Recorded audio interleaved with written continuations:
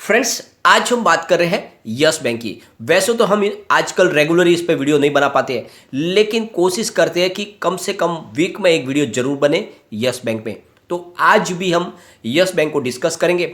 दो बहुत ही बड़ी खुशखबरी है, या यूं कहे सबसे बड़ी खुशखबरी निकल कर आई है यस बैंक में। एक थोड़ी सी बुरी खबर है, तो तीनों को डिस्कस करेंगे और जानने की कोशिश करेंगे क्या यही मौका है जब यस बैंक में इन्वेस्टमेंट कर लेना चाहिए।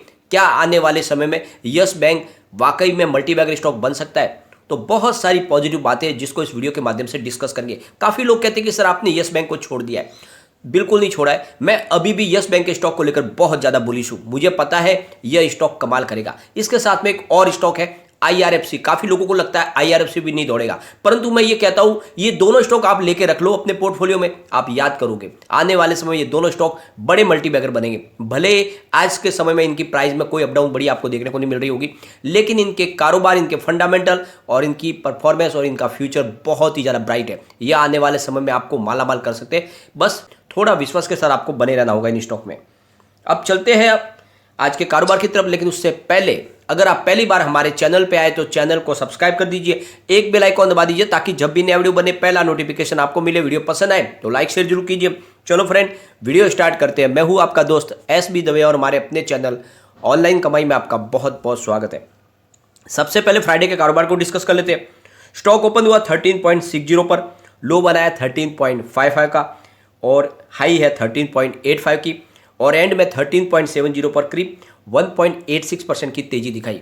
तो ये बहुत बड़ी तेजी है। उसके कारण यह है कि पूरे बाजार में गिरावट थी, बैंकिंग सेक्टर में भी गिरावट थी। फ्रेंड्स, अगर हम बात करें निफ्टी 50 की तो 17,516 पर आ चुका है, जहाँ पे 0.25% की हमें गिरावट देखने को मिली। निफ्टी बैंक की बात करें तो 38,789 पर आया है, जहाँ पे करीब 0.57% की गिरावट देखने को मिली। निफ्टी PSU बैंक की बात करें तो 2,992 पर है, जहां पे 1.92% की बड़ी गिरावट हुई। निफ्टी प्राइवेट बैंक की बात करें तो 19,589 पर आ चुका है, जहां पे 0.40% की गिरावट देखने को मिली। और इन सब के बावजूद भी यस बैंक में लगभग हमें 2% की शानदार तेजी देखने को मिली। और इसके पीछे वजह है बहुत बड़ी खुशखबरी जो यस बैंक से निकल कर आई है। एक बार इसके वॉल्यूम को हम एनालिस करें तो पिछले एक महीने पहले इसका 12 करोड़ का वॉल्यूम था। 1 वीक पहले 10 करोड़ रुपीज़ का वॉल्यूम हुआ था। इसका परसों 7 करोड़ रुपीज़ का वॉल्यूम हुआ था। कल फिर से 12 करोड़ रुपीज़ का वॉल्यूम हुआ। तो अच्छी खासी बढ़ोतरी हुई है वॉल्यूम में, जो इशारा है कि लोगों ने अच्छी खासी खरीदारी की है। इसकी परफॉर्मेंस देखें तो 10.50 52 वीक का लो है, 17.45 52 वीक का है। फिलहाल स्टॉक 13.70 पर है। और सबसे अच्छी बात यह है कि बहुत समय से इसने 13 के सपोर्ट को तो नहीं तोड़ा, चाहे बाजार में कितनी भी गिरावट हुई हो, ये मजबूती के साथ 13 पे खड़ा है। अब यहाँ पे जो सबसे बड़ी खुशखबरी निकल कर आ रही है कि यस बैंक में एक बहुत बड़ा निवेश हो सकता है। और ये जो खबर निकल के आ रही है, private equity group Advantage International Yes Bank में करीब $1 अरब यानी करीब 7,500 करोड़ रुपीज़ का इन्वेस्टमेंट करने के बारे में प्लान कर रहे हैं। बहुत बड़ा इन्वेस्टमेंट है ये। और इस इन्वेस्टमेंट को करने के लिए कंपनी एक कंसोर्टियम भी बना सकता है जिसके माध्यम से वो निवेश करे। यस बैंक में 2020 में जब इसकी प्रॉब्लम आई थी तब SBI ने इसको संभाला था, और SBI ने इसमें बड़ा एक निवेश करके इसको फिर से खड़ा होने में बहुत बड़ी मदद की थी। अब जो खबर निकल कर आ रही है कि फिलहाल यस बैंक भी अपने बैंक के कारोबार को आगे बढ़ाने के लिए बड़ा इन्वेस्टमेंट चाहता है। और ऐसे में RBI की तरफ से जो नियम बनाए गए उसके तहत कोई भी गैर प्रमोटर बैंक, यानी कोई भी जो बैंकिंग सेक्टर में नहीं, वो किसी बैंक में सिर्फ 9.9% की ही हिस्सेदारी खरीद सकते हैं, उससे ज़्यादा वो ले नहीं सकते। तो इसके हिसाब से जो फिलहाल मार्केट कैप है वो है 34,425 करोड़ रुपीज़ का। तो उस मार्केट कैप के हिसाब से वो फिलहाल इसमें सिर्फ 3,408 करोड़ रुपये ही इन्वेस्टमेंट कर सकते हैं, यानी 9.9% की हिस्सेदारी ले सकते हैं। तो इसके लिए वो दूसरा कोई रास्ता अपनाएंगे, जैसे बैन कैपिटल ने किया था एक्सिस बैंक में। और इसके लिए बैन कैपिटल ने $1.8 बिलियन का एक बड़ा इन्वेस्टमेंट किया था, और इसके लिए उन्होंने कंसोर्टियम बनाया था और इस तरह से उन्होंने इन्वेस्टमेंट किया था। तो हो सकता है कि यस बैंक में ऐसा ही किया जाए। अब सबसे बड़ी बात यह है कि फिलहाल जो यस बैंक की अंदर SBI की इन्वेस्टमेंट है वो 30% की हिस्सेदारी बैठती है, और पहले 48% थी 2020 में, उसमें कुछ कमी आई, लेकिन फिलहाल 30% ही है। सबसे बड़ी बात यह है कि अभी तक यस बैंक ने करीब 25,000 करोड़ रुपीज़ जुटा लिए, और कंपनी के CEO की तरफ से कहा गया है कि कंपनी विकास के पथ पर वापस आ चुकी है, और एसेट क्वालिटी का मुद्दा अब पुरानी बात हो गई है। बहुत बड़ी बात कही है कि अब यस बैंक के साथ जो पुरानी बातें थी वो सब धीरे धीरे खत्म हो रही है। अब एक नई शुरुआत होने वाली है यस बैंक में। तो फ्रेंड्स आप देख लो कि ये जो बड़ी इन्वेस्टमेंट आ सकती है तो फिर बैंक की किस्मत पलट सकती है और इसकी शेयर की प्राइस भी बढ़ सकती है।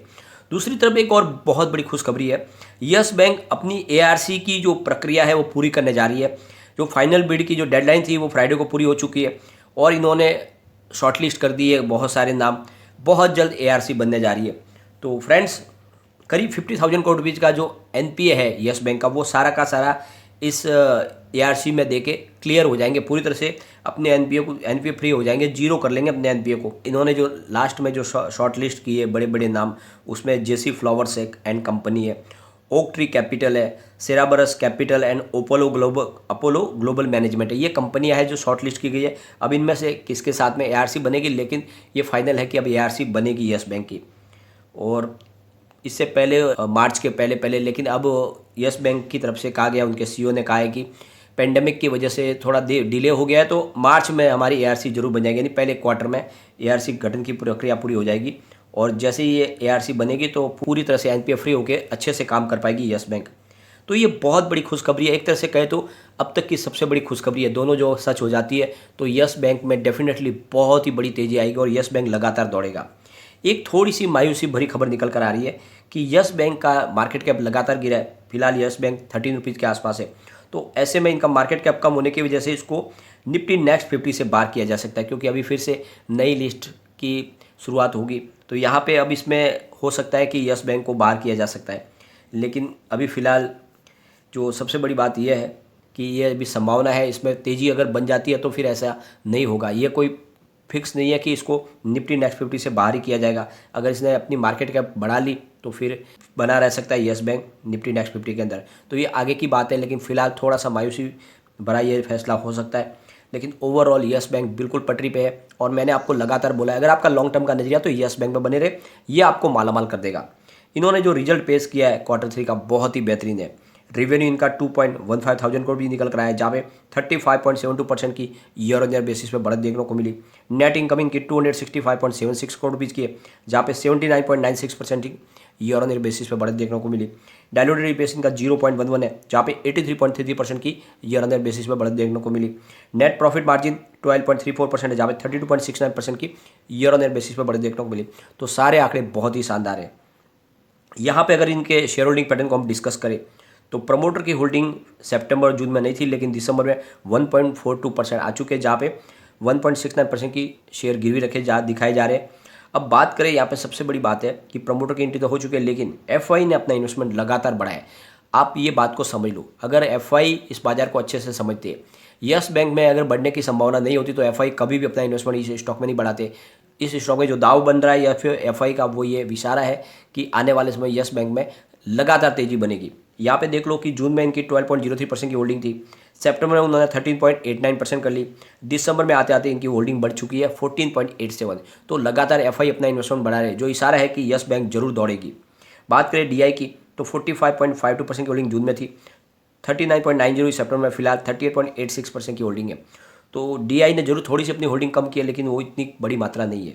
बात करें म्यूचुअल फंड की तो 0.73% की होल्डिंग जून में थी, सितंबर में उन्होंने घटा के 0.54% कर लिया था, लेकिन दिसंबर में एफआई ने फिर से एंट्री मार ली है, म्यूचुअल फंड ने फिर से एंट्री मार ली है। अब फिलहाल म्यूचुअल फंड की होल्डिंग 0.56% की हो गई है।